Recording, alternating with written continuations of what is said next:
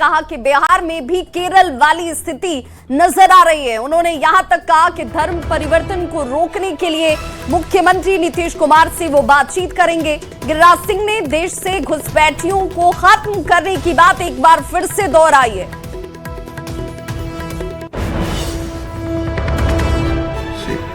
कि एक धर्म परिवर्तन होकर एक कड़ा कानून बनना चाहिए, जिस कदर से केवल बेगूसराय में ही नहीं पूरे बिहार में गरीब को धर्म परिवर्तन कराया जा रहा है और धीरे धीरे ये केरल की स्थिति बनते जा रहा है।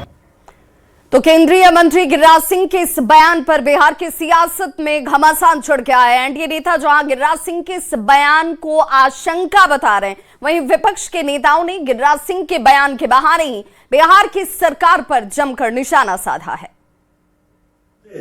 बिहार में एनडीए की सरकार चल रही है और आप जिस तरह की बातें कर रहे हैं उससे कहीं ना कहीं सवाल आप अपनी सरकार पर ही खड़ा कर रहे हैं। सरकार को सवालों के घेरे में खड़ा करने वाले गिरिराज जी, ये बताइए कि आप टेक्सटाइल पार्क बिहार को क्यों नहीं दे रहे हैं? बिहार के लोगों को नौकरी और रोजगार के संबंध में आप अपने कपड़ा मंत्रालय के माध्यम से तन ढकने की बात क्यों नहीं कर रहे हैं?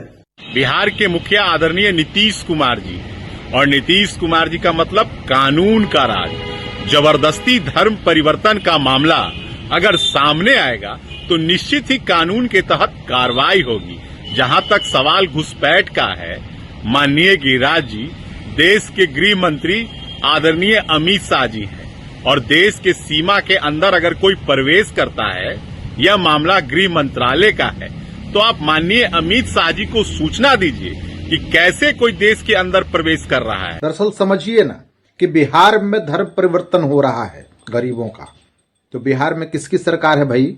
इसको रोकने की जिम्मेदारी किसकी है? पिछले 20 वर्षों से भारतीय जनता पार्टी सरकार में शामिल है, नीतीश कुमार जी के नेतृत्व में सरकार चल रही है। तो धर्म परिवर्तन अगर हो रहा है तो इसको रोकने की जिम्मेदारी तो सरकार की है। केंद्रीय मंत्री श्री गिरिराज सिंह जी ने बिल्कुल सही चिंता जताई है। बिहार में गरीब और वंचित लोगों को सुनिश्चित धर्म परिवर्तन कराया जा रहा है। केरल जैसी स्थिति बनाने की साजिश चल रही है। हम बिहार सरकार से मांग करते हैं कि धर्म परिवर्तन के खिलाफ सख्त कानून बनाकर कड़ी कार्रवाई करें। इस विषय पर माननीय मुख्यमंत्री जी से भी बात की जाएगी। और बड़ी खबर से अपने दर्शकों को जोड़ते चले, मनरेगा की जगह नए बिल की तैयारी में सरकार इस वक्त जुट गई है। विकसित भारत यानी ग्राम जी बिल लाएगी सरकार। जल्द ही सदन में इस बिल को सरकार की तरफ से पेश किया जाएगा। सरकार ग्रामीण रोजगार गारंटी के लिए नया बिल लेकर आने वाली है। ग्रामीण परिवारों को 125 दिन रोजगार की गारंटी इसका मकसद बताया गया है। तो ग्रामीण रोजगार गारंटी के तौर पर बिल को आप देखिएगा, जहां पर मनरेगा की जगह ये बिल सदन में सरकार की तरफ से लाया जाने वाला है। मनरेगा की जगह ये नया बिल जिसकी तैयारी सरकार ने अपने स्तर पर कर रखी है।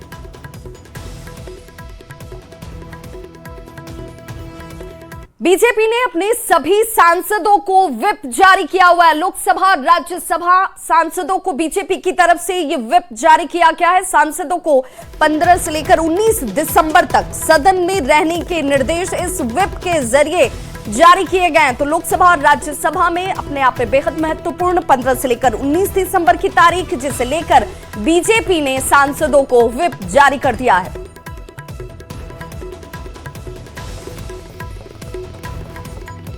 वहीं प्रधानमंत्री नरेंद्र मोदी के अपमान पर सदन में जमकर हंगामा देखने को मिला है। पीएम मोदी को अपशब्द कहने पर संसद में यह हंगामा किया गया। लोकसभा और राज्यसभा में यानी दोनों ही सदनों में जोरदार हंगामा देखने को मिला है। केंद्रीय मंत्री किरण रिजिजू का कांग्रेस पर जोरदार हमला। कांग्रेस की रैली में आपको बताते चलें कि प्रधानमंत्री का अपमान किया गया। किरण रिजिजू ने इस बयान के जरिए कहा कि कांग्रेस की यह परिपाटी रही है। नेता प्रतिपक्ष देश से माफी मांगी। तो राज्यसभा में जेपी नड्डा ने भी इसे उठाया, इस सवाल को रखा। कांग्रेस की रैली में जिस तरीके से प्रधानमंत्री पर गलत टिप्पणी की गई, ये अशोभनीय है। राहुल गांधी, सोनिया गांधी देश से इस तरीके के बयानों के लिए माफी मांगे। जेपी नड्डा ने इसे लेकर सदन के अंदर, जहां पर कहा कि देश में इस तरीके की भाषा का इस्तेमाल किया जाना, वो भी प्रधानमंत्री के लिए, संवैधानिक पद पर बैठे हुए एक शख्स के लिए। और राज्यसभा में जेपी नड्डा इसे लेकर बड़े आक्रामक तरीके से विरोध करते हुए नजर आए। वहीं दूसरी तस्वीर आपके सामने है, जहां पर किरण रिजिजू ने भी पीएम के अपमान को लेकर सवाल खड़ा किया। उन्होंने कहा कि ये किस तरह की परिपाटी की शुरुआत की गई है। कल कांग्रेस के रैली में प्रधानमंत्री मोदी जी का कब्र खोदने के लिए बात कहा गया है। ये इस देश के लिए बहुत दुखद समय है कि कांग्रेस पार्टी ऐसा शब्दों का इस्तेमाल करते हैं और सारे कांग्रेस पार्टी पूरे का पूरे नेतृत्व उस रैली में मौजूद थे और प्रधानमंत्री मोदी जी का कब्र खोदने के लिए इन्होंने नारा लगाया। इस देश के लिए इससे शर्मनाक, इससे ज्यादा दुर्भाग्यपूर्ण कोई चीज नहीं हो सकता है कि मृत्यु की कामना करना यह अपने आप में बहुत ही निंदनीय है। तो लोकसभा और राज्यसभा में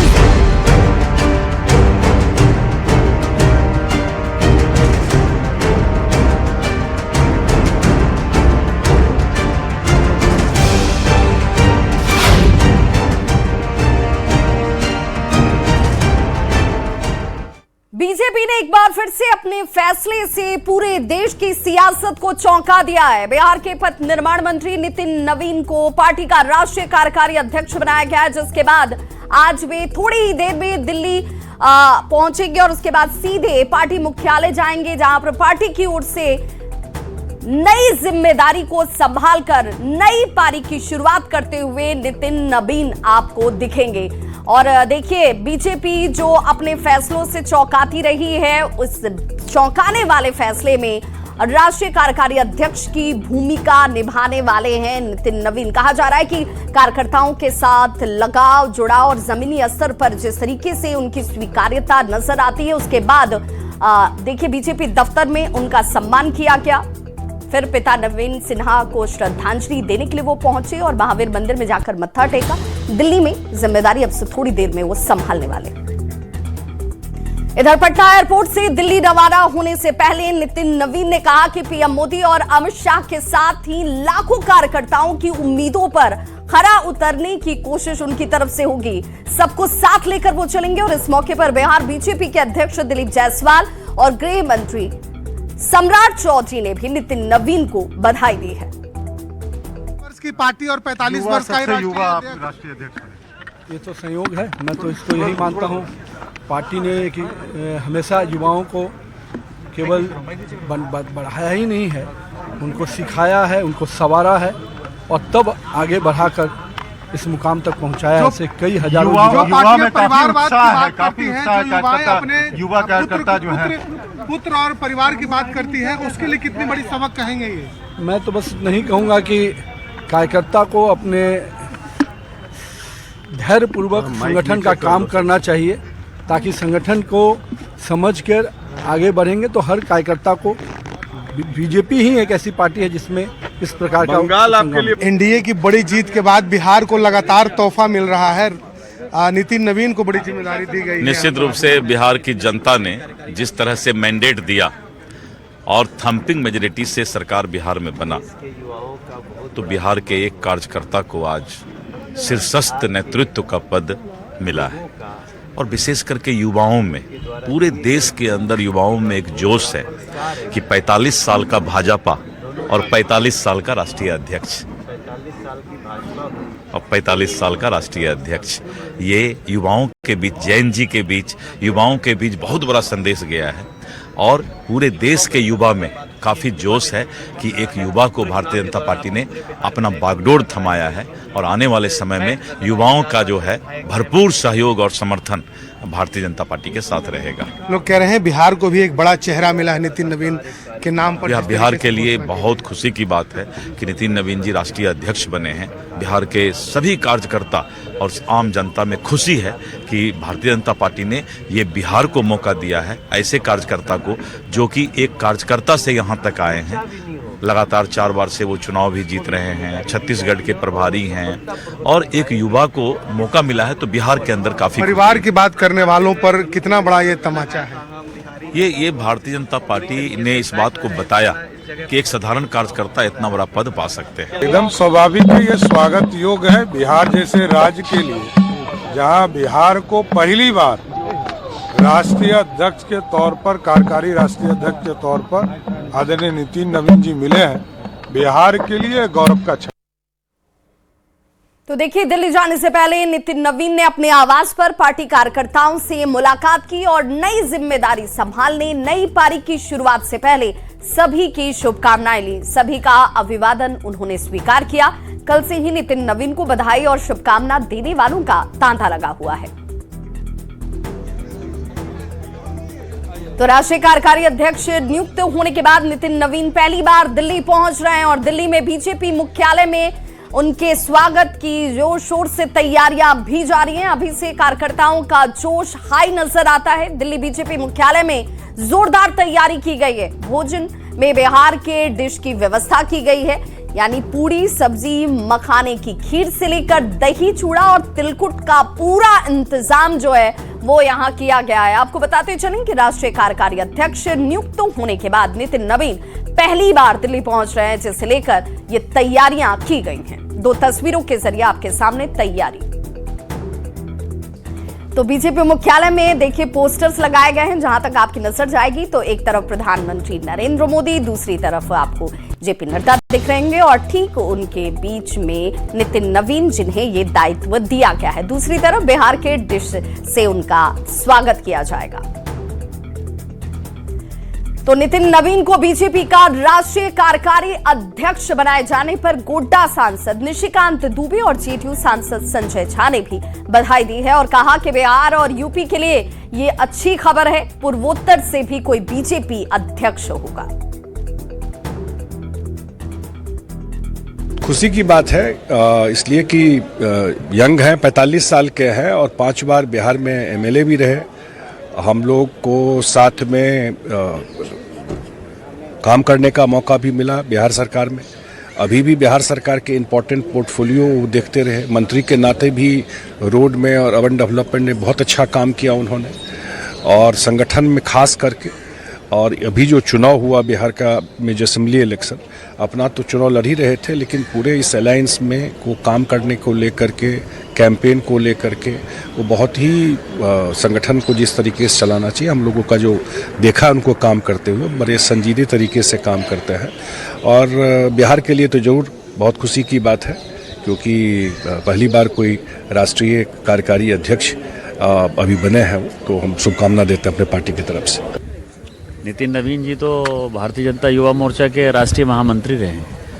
माननीय अमित शाह जी भी जो है वो एक महामंत्री थे, वो भी उत्तर प्रदेश गुजरात से जो है मंत्री के तौर पर ही यहाँ आए थे। इसीलिए भारतीय जनता पार्टी हमेशा से नए नेतृत्व को तलाशती है, नया नेतृत्व देती है।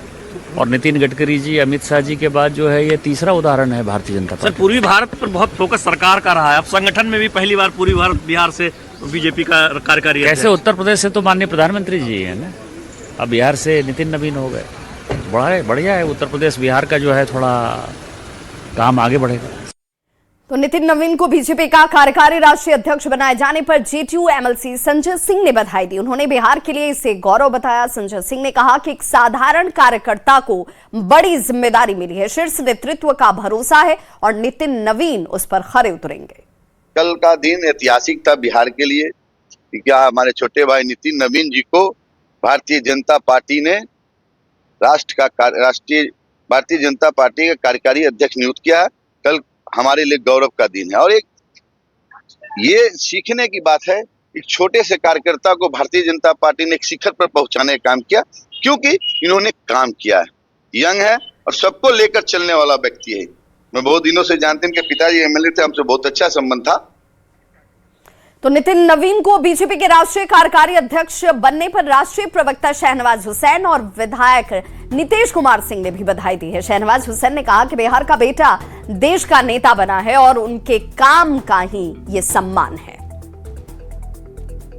के लिए खुशी की बात है कि नितिन नवीन जी बिहार का बेटा आज देश का नेता बना है, राष्ट्रीय अध्यक्ष बने हैं। कार्यकारी राष्ट्रीय अध्यक्ष नरेंद्र मोदी जी को, अमित शाह जी को और पूरे संसदीय बोर्ड को का धन्यवाद करते हैं कि बिहार के बेटे को आज उन्होंने देश का राष्ट्रीय अध्यक्ष, कार्यकारी अध्यक्ष बनाया है।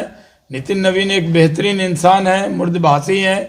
नितिन नवीन जी हिंदुस्तान वर्ल्ड की सबसे बड़ी पॉलिटिकल पार्टी के अध्यक्ष बनने के लिए एक कर्मठ युवा को हमारे यशस्वी प्रधानमंत्री अमित शाह जी ने जो दायित्व दिया है और बिहार के बेटा को दिया है, तो इससे हर्ष और गर्व बिहारियों के लिए नहीं हो सकता।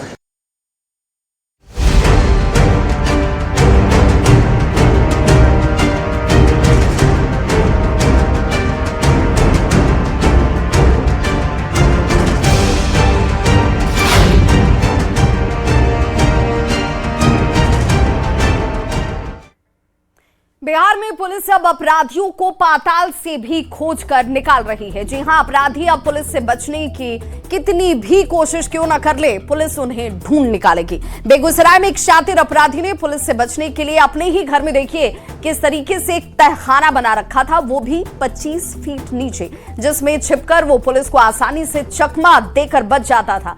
लेकिन तिगड़ा थाना पुलिस को इसकी भनक लगी और फिर क्या था, पुलिस ने घर की गहन छानबीन की, जिसे के बाद इस शख्स को तहखाने से बाहर निकाला गया और पकड़ा गया। पुलिस ने तहखाने का ढक्कन जैसे हटाया, उनकी भी आंखें फटी की फटी रह गई। शातिर अपराधी ने तहखाने में जाने के लिए सीढ़ी लगा रखी थी, जिसकी तस्वीर आप देख पा रहे हैं। दरअसल आरोपी त्रिपुरारी कुमार पीडीएस दुकानदार दिवंगत गोपाल प्रसाद का बेटा है, जिस पर 36 लाख के सरकारी अनाज के गबन का आरोप है। और दो तस्वीर इस वक्त आपके टीवी स्क्रीन पर। पहली तस्वीर उस तहखाने की जो घर के अंदर ही 25 फीट नीचे तक बनाई गई थी।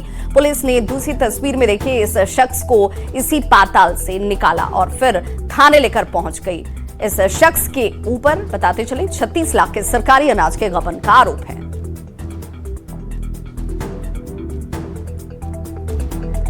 तो जरा ये तस्वीर देखिए। अब आप कहेंगे कि किस तरीके से तहखाना बनाकर जो अपराधी शख्स के लोग हैं वो बचने की जुगत में लगे थे, लेकिन पुलिस ये डाल तो वो पात और उसके बाद 36 लाख के अनाज के गबन के इस आरोपी को इसी 25 फीट नीचे गहरे तहखाने से ढूंढ कर निकाला गया और फिर इसे थाने पहुंचा दिया गया। छिपने के लिए घर में ही तहखाना बनाया गया था और घर के इस तहखाने में नीचे जाने के लिए बाजाबता देखिए सीढ़ियों का इंतजाम किया गया था। और बड़ी खबर मुजफ्फरपुर से, जहां सकरा थाना क्षेत्र के नवलपुर मिश्रौलिया गांव में एक ही परिवार के 4 लोगों की आत्महत्या की घटना के बाद अब इसकी जांच तेज कर दी गई है। वार्ड संख्या 4 में अमरनाथ राम ने अपनी 3 बेटियों के साथ फंदे से लटक कर जान दे दी। यह भी कहा जा रहा है कि 2 बेटे जो है वो बाल बाल बच गए। फिलहाल आर्थिक तंगी इसके पीछे की बड़ी वजह की आशंका के तौर पर सामने आती हुई घटना के बाद स्थानीय पुलिस, डीएसपी और एसएसपी ने मामले की जांच शुरू कर दी है। कहा जा रहा है कि प्रथम दृष्टया ये मामला आत्महत्या का लगता है, लेकिन फिलहाल पुलिस हर पहलू की जांच में जुटी है। थाना क्षेत्र के नवलपुर मिश्रौलिया में एक दर्दनाक घटना हुई, जिसमें एक पिता ने अपनी 3 बेटियों के साथ फंदे से लटककर जान दे दी और इस पूरे मामले को लेकर पुलिस टीम जो है वो जांच कर रही है और मौके पर खुद जिले के एसएसपी सुशील कुमार पहुंचे हैं। सर, अब तक क्या कुछ इसमें जानकारी मिली है, क्या कुछ जांच कर? ये इसमें अमरनाथ राम अपने 5 बच्चों के साथ, जिसमें 3 बच्चियां थी और 2 बच्चे थे, लड़के थे, उनके साथ रहते थे। सुबह सूचना मिली है पुलिस को कि जो है फांसी लगा करके और 3 बच्चियों की का और वो खुद अमरनाथ राम, इनकी मृत्यु हो गई है। थाना के द्वारा तुरंत पहुंच करके एसडीपीओ और उसके अलावा एफएसएल को बुलाया गया था। उसमें जांच की गई है, जिसमें साड़ी से फांसी लगाई गई है। जो 2 बच्चे लड़के बचे हुए हैं उनका बयान लिया गया है। प्रथम दृष्टया उनके बयान से ये प्रतीत होता है कि पिता ने किसी कारण से अपनी 3 बच्चियों को और बच्चों को भी लगाने की फांसी की कोशिश की थी, लेकिन वो किसी तरीके से बच के निकल गए और ये खुद ही लगाया है अमरनाथ राम ने। बाकी हम लोग, हमारी एफएसएल की टीम आई थी, सभी सैंपल को लिया गया है। फिलहाल एफएसएल की टीम आई है, तमाम चीजों की जांच की जा रही है, शवों को पोस्टमार्टम के लिए एसकेएमसीएच भेज दिया गया है और सीनियर एसपी खुद मौके पर जांच करने के लिए पहुंचे हैं और तमाम बिंदुओं पर इसको लेकर पड़ताल की जा रही है कि आखिर इस पूरी वारदात के पीछे कारण क्या है। फिलहाल प्रथम दृष्टया मामला जो है आर्थिक रूप से तंगी की वजह से सुसाइड का ही बताया जा रहा है। मुजफ्फरपुर से न्यूज 18 के लिए प्रियांक सौरभ। और बड़ी खबर इस वक्त आ रही है सूत्रों के हवाले से। प्रियंका गांधी और प्रशांत किशोर के बीच मुलाकात हुई है। दिल्ली में प्रियंका गांधी से प्रशांत किशोर ने मुलाकात की है। प्रियंका गांधी और पीके की ये मुलाकात इस वक्त चर्चा का विषय बताया जा रहा है कि तकरीबन 2 घंटे तक प्रियंका गांधी और प्रशांत किशोर के बीच बैठकों का दौर चला है। कांग्रेस संगठन को मजबूत करने को लेकर ये चर्चा खास और महत्वपूर्ण मानी जा रही है। तो बताया जा रहा है कि कांग्रेस संगठन को मजबूत करने को लेकर प्रियंका गांधी की मुलाकात प्रशांत किशोर से हुई है, जहां पर 2 घंटे तक दोनों के बीच बातचीत का दौर चला। तो सूत्रों के हवाले से बड़ी खबर बताई जा रही है। प्रियंका गांधी से प्रशांत किशोर ने मुलाकात की है। दिल्ली में यह मुलाकात हुई है। 2 घंटे तक दोनों के बीच मंत्रणा चली है और इसके पीछे की जो वजह बताई जा रही है, हालांकि सूत्रों के हवाले से खबर सामने आती हुई कि कैसे कांग्रेस संगठन को मजबूती मिले, इसे लेकर ये बातचीत जो है दोनों ही नेताओं के बीच में हुई है। दिल्ली में ये दोनों नेता 2 घंटे तक एक दूसरे के साथ बैठक करते हुए नजर आए हैं। कांग्रेस को मजबूत करने को लेकर बताया जा रहा है कि प्रियंका गांधी और प्रशांत किशोर एक दूसरे के साथ इस बैठक में शामिल हुए थे और बातचीत चली है दिल्ली में इन दोनों ही नेताओं के बीच में। तो कांग्रेस की जो स्थिति इस वक्त नजर आती है, बिहार में जिस तरीके का खराब प्रदर्शन कांग्रेस का नजर आया और अब कांग्रेस की संगठन की मजबूती, जिस पर सवाल बार बार उठ रहे थे कि आखिर किसी भी पार्टी के लिए और राष्ट्रीय पार्टी के तौर पर कांग्रेस जो अब इस हालात में पहुंच गई है, उसमें संगठन को कैसे मजबूत किया जाए, इस लिहाज से इस मुलाकात को देखा जा रहा है। जानकार ये भी कहते हैं कि कांग्रेस में कुछ बड़े बदलाव जो हैं वो संभवतः हो सकते हैं और प्रशांत किशोर उसमें कितनी बड़ी भूमिका निभाएंगे, इस पर सबकी नजर होगी। औरंगाबाद सदर प्रखंड की चिकित्सा पदाधिकारी डॉक्टर श्याम कुमार पर जानलेवा हमले के मामले सामने आए हैं। उन्होंने आरोप लगाया कि बीडीएस डॉक्टर अरुण कुमार मिश्रा और उनके साथियों ने उनके साथ मारपीट की। यह भी कहा गया है कि डॉक्टर श्याम ने कहा कि सिविल सर्जन के आदेश पर ही फर्जी तरीके से निजी क्लिनिक चला रहे डॉक्टर अरुण की जांच कर क्लिनिक को बंद कराया गया था और इसी रंजिश में हमला किया गया है। पुलिस इस मामले की अब जांच में जुटी है और हमको जानलेवा हमला करने लगे और फाइटर लगाकर बहुत तेज़ी से मारने लगे, गला दबाने की कोशिश की। हमको मौका नहीं मिला अपने बचाव करने के लिए। काफ़ी होने के बाद चिल्लाया गया तो बाहर से स्टाफ लोग आए तो उनको धरपकड़ किया गया और बचाव में वो अपना छिटका के भाग गया, जिसके इलाज के लिए हम सदर अस्पताल आए। थाना को सूचना दी गई? थाना को सूचना दे गई, थाना आ गए हैं और थाना को हम लिखित आवेदन दे रहे हैं। वहीं बड़ी खबर जमुई से आ रही है, जहां जेवर कारोबारी के घर पर हमला किया गया है। हथियारबंद अपराधियों ने घर में घुसकर लूटपाट की है। पहले दुकान का शटर तोड़ा गया और फिर घर में लूटपाट की गई। तस्वीरें इस वक्त आपके सामने। जेवर कारोबारी के घर में हमला हुआ है। जेवर सहित 6 लाख रुपए कैश लेकर ये अपराधी फरार बताए जाते हैं। जांच में हालांकि स्थानीय पुलिस इस वक्त जुटी हुई है। सिकंदरा थाना क्षेत्र में लूट की इस वारदात के बाद इलाके में सनसनी मच गई। इस बुलेटिन में बस इतना।